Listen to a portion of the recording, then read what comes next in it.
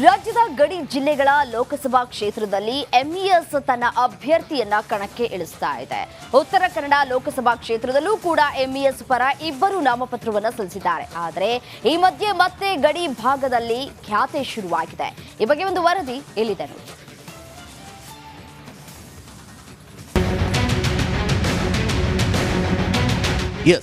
ರಾಜ್ಯದ ಗಡಿ ವಿಚಾರದಲ್ಲಿ ಎಂಇಎಸ್ ಮತ್ತೆ ಖ್ಯಾತೆ ತೆಗೆಯುತ್ತಲೇ ಇದೆ. ಇದೀಗ ಲೋಕಸಭಾ ಚುನಾವಣೆ ಸಂದರ್ಭದಲ್ಲೂ ಕೂಡ ಎಂಇಎಸ್ ಕಾರ್ಯಕರ್ತರು ಸಂಯುಕ್ತ ಮಹಾರಾಷ್ಟ್ರದ ಘೋಷಣೆ ಮೊಳಗಿಸಿ ಪುಂಡಾಟ ತೋರಿದ್ದಾರೆ.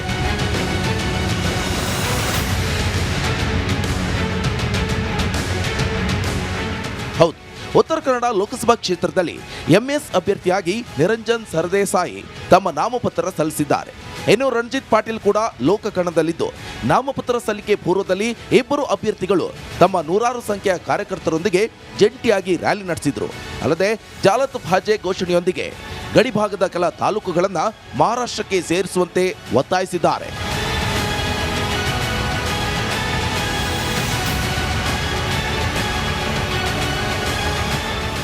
ಕರ್ನಾಟಕದ ಹಲವು ಭಾಗದಲ್ಲಿರುವ ನಾವು 67 ವರ್ಷದಿಂದ ನಮ್ಮ ಹಕ್ಕಿಗಾಗಿ ಹೋರಾಟವನ್ನ ಮಾಡ್ತಾ ಇದ್ದೇವೆ. ಹೀಗಾಗಿ ನಮ್ಮ ಅಭ್ಯರ್ಥಿಯನ್ನ ಕಣಕ್ಕಿಳಿಸುತ್ತಿದ್ದೇವೆ. ಮರಾಠಿ ಭಾಷೆಯ ಉಳಿವಿಗಾಗಿ ನಮ್ಮ ಸ್ಪರ್ಧೆ, ನಮ್ಮ ಭಾಷೆಯ ರಾಜ್ಯಕ್ಕೆ ಹೋಗುವ ನಿಟ್ಟಿನಿಂದ ಹೋರಾಟ ಮಾಡ್ತಾ ಇದ್ದೀವಿ ಅಂತ ತಿಳಿಸಿದ್ದಾರೆ.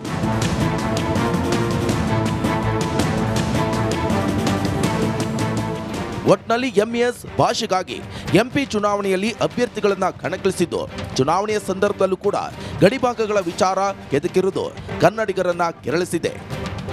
ಶೇಷಗಿರಿ ಮುಂಡಳ್ಳಿ, ರಿಪಬ್ಲಿಕ್ ಕನ್ನಡ, ಕಾರವಾರ. ಕೊಡಗು ಜಿಲ್ಲೆಯ 2 ಪ್ರಮುಖ ನದಿಗಳು ಬರಿದಾಗಿವೆ. ಜೀವನದಿ ಕಾವೇರಿ ಬರಿದಾಗ್ತಾ ಇದ್ದಂತೆ ಈಗ ಮತ್ತೊಂದು ಪ್ರಮುಖ ನದಿ ಲಕ್ಷ್ಮಣ ತೀರ್ಥ ಕೂಡ ಬರಿದಾಗಿದೆ. ಇದರಿಂದ ಪ್ರಾಣಿ ಪಕ್ಷಿಗಳು ಕುಡಿಯುವ ನೀರಿಗೆ ಒದ್ದಾಡ್ತಿವೆ. ಈ ಕುರಿತಾದ ಒಂದು ಸ್ಪೆಷಲ್ ರಿಪೋರ್ಟ್ ಇಲ್ಲಿದೆ.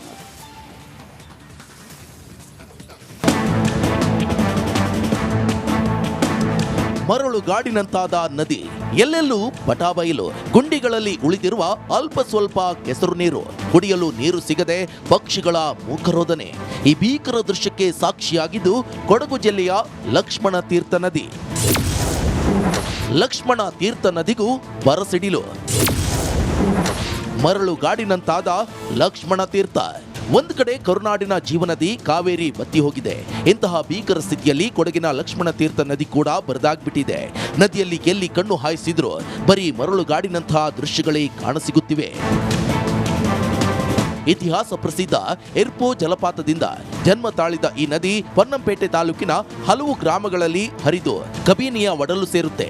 ಈ ಬಾರಿ ಮಳೆರಾಯ ಮುನಿಸಿಕೊಂಡ ಕಾರಣ ಲಕ್ಷ್ಮಣ ತೀರ್ಥ ನದಿ ಬತ್ತಿ ಹೋಗಿದೆ. ನದಿಯ ಅಕ್ಕಪಕ್ಕದಲ್ಲಿನ ಗಿಡಮರಗಳು, ಬಿದಿರುಗಳು ಬಿಸಿಲಿಗೆ ಒಣಗಿ ಬಯಲು ಸೀಮೆಯಂತಾಗಿದೆ. ಈ ನದಿ ಬತ್ತುವುದರಿಂದ ಕುಡಿಯುವ ನೀರು ಬಹಳ ಒಂದು ಬವಣೆ ಇದೆ. ಯಾವುದೇ ಬಾವಿಗಳು ಬತ್ತಿ ಹೋಗಿದೆ. ಈ ಕೃಷಿ ಗದ್ದಿಗಳಿಗೂ ತುಂಬ ತೊಂದರೆ ಆಗ್ತಿದೆ.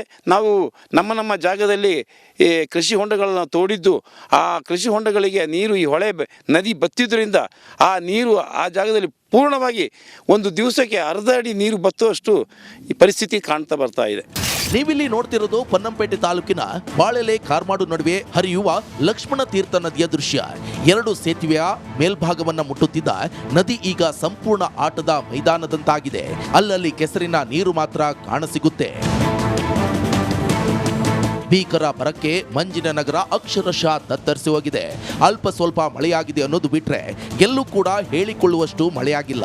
ಪರಿಸ್ಥಿತಿ ಹೀಗೆ ಮುಂದುವರೆದ್ರೆ ಮುಂದಿನ ದಿನಗಳು ಮತ್ತಷ್ಟು ಭೀಕರ ಆಗೋದ್ರಲ್ಲಿ ಯಾವುದೇ ಅನುಮಾನವಿಲ್ಲ.